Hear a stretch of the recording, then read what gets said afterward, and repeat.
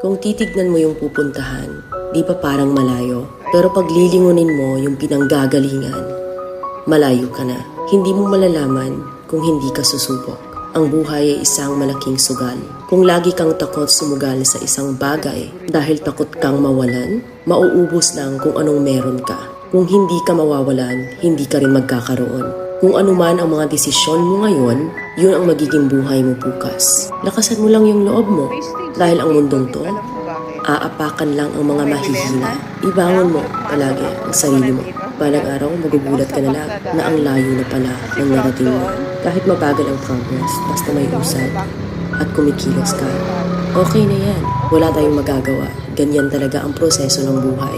Lahat tayo nakakaranas ng hirap. Hindi natin alam kung hanggang kailan tayo dito sa mundo. Kaya mas piliin mo maging mabuting tao. Ang pinakayaman na maituturing natin sa sarili ay ang ating mga pangarap. Kapag handa kang abutin